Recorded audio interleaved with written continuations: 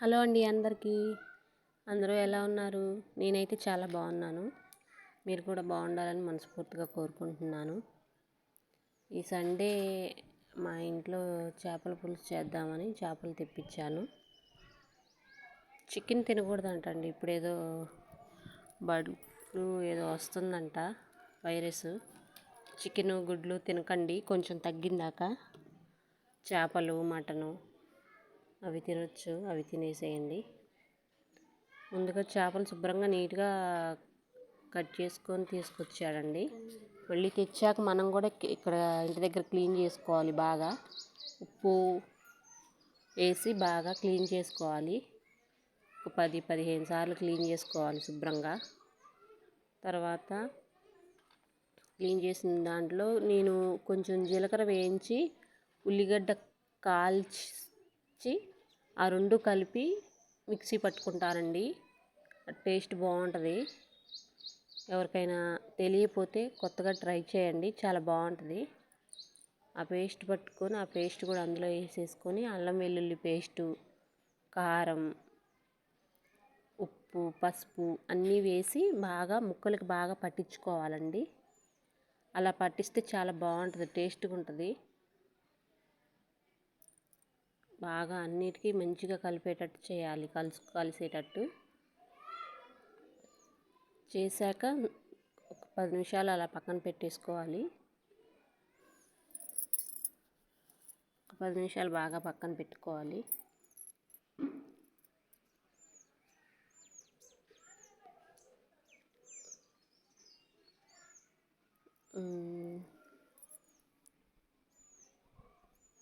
ఈరోజు ఒకటి చేద్దాం అనుకున్నా అసలుకి,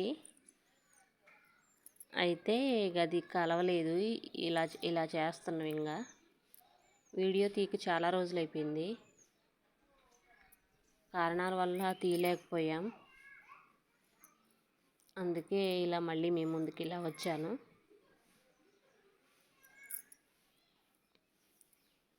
ఇప్పుడు ఆయిల్ పోసుకొని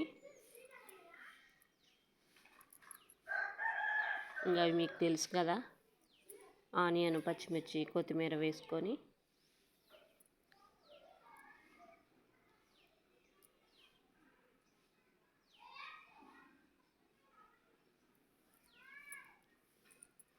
తాలింపు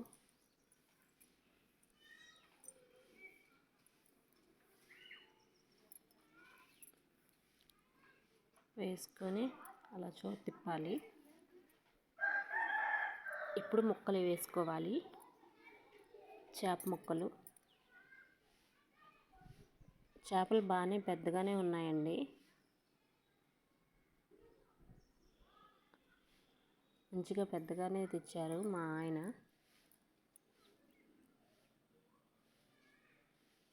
ముళ్ళు లేని చేపలు అంటారుగా, అలా ఉన్నాయి. అలాంటి చేపలు తెచ్చాడు.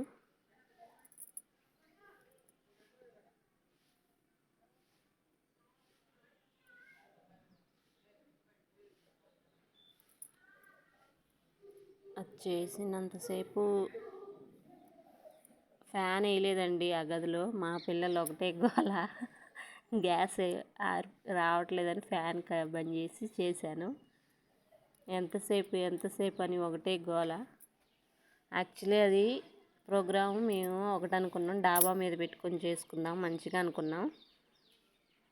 కాకపోతే ఇక్కడ రెంట్కుంటున్నాం కదా మేము, మళ్ళీ వాళ్ళు ఏమన్నా అంటారేమోనని అలా ఇంట్లో చేశాను. అలా వేసాక మా అమ్మ అయితే ఇలా పెట్టి తిప్పిద్ది, గంట పెట్టకుండా. అలా ట్రై చేశాను నేను, కాకపోతే నాకు రాలేదు. మా ఆయన పక్క నుండి ఏడిపిస్తాడు నన్ను, నీకు రాదులే, అంత శ్రమ పడబాకు అని అంటాడు. అందుకని మళ్ళీ గంటతో కలిపెట్టాను.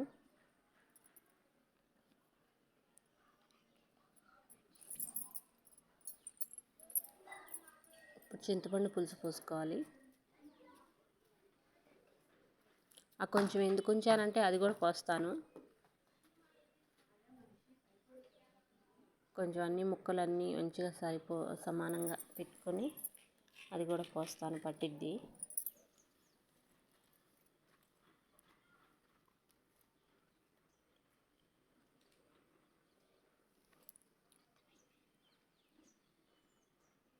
అలా అలా అన్నిటికీ కలుపుకోవాలి. నెల్లూరు చేపల పులుసు అంటారు కదా, కొంచెం ఇంచుమించు అదే స్టైల్లో ఉంటుంది. ఎవరన్నా కొత్తగా చేసేవాళ్ళు ఇలా ట్రై చేయండి, చాలా బాగుంటుంది. ప్లీజ్ ఎవరైనా నా ఛానల్ కొత్తగా చూసుకున్నట్లయితే లైక్ చేయండి, షేర్ చేయండి, సబ్స్క్రైబ్ చేసుకోండి ప్లీజ్ అండి. ఇప్పుడిప్పుడే కొంచెం కొంచెం స్టార్ట్ చేస్తున్నాను. ప్లీజ్ సపోర్ట్ మీ. ఎలా ఉందో కూడా కొంచెం కామెంట్ చేయండి, ఎందుకంటే నాకు మీ కామెంట్ల వల్ల కొంచెం ఏమన్నా ఇంకా ఇంప్రూవ్ కావాలనేది తెలిసిద్ది నాకు ఎలా ఉందనేది. మీ అభిప్రాయం షేర్ చేయండి నాకు ప్లీజ్. సపోర్ట్ మీ.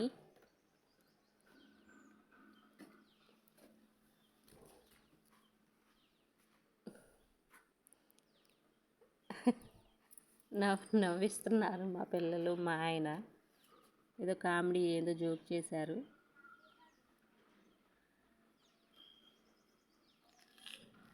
అయిపోయిందండి. ఇప్పుడు ఫైనల్గా కొంచెం కొత్తిమీర వేసుకొని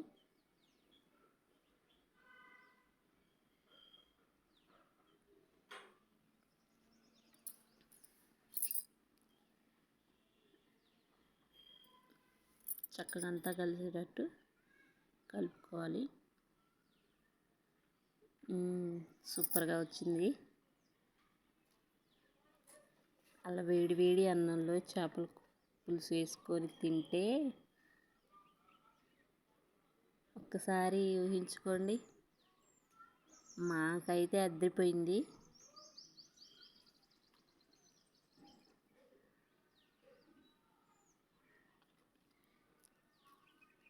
చూస్తుంటేనే నోరు ఊరిపోతుంది. మంచిగా కలర్ఫుల్గా వచ్చింది బాగా.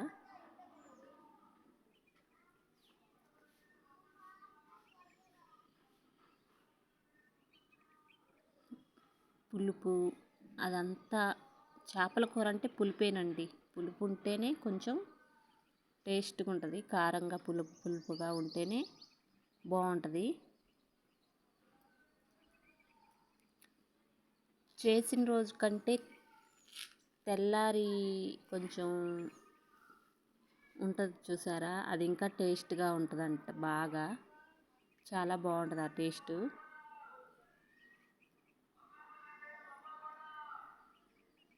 మా ఆయన అయితే పనివాళ్ళు ఉంచుకొని మరీ తింటాడు అలాగా, ఆయనకి ఇష్టం చాలా.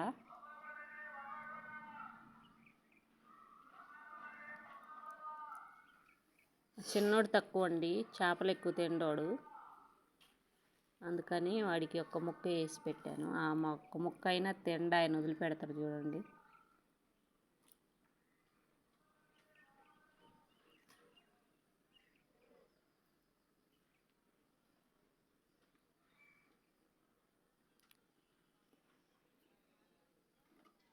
నేను ట్రై చేస్తున్నాను.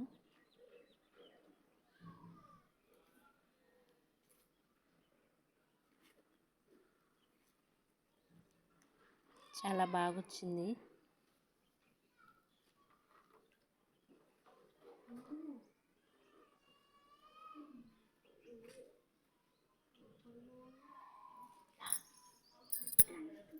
ఎవరన్నా కొత్తగా చూసేవాళ్ళు ప్లీజ్ సబ్స్క్రైబ్ చేసుకోండి నా ఛానల్ని. చాలా బాగుందండి కూర, బాగా వచ్చింది. ఎవరైనా కొత్తగా ట్రై చేసేవాళ్ళు ఇలా చేయండి. Thank you for watching.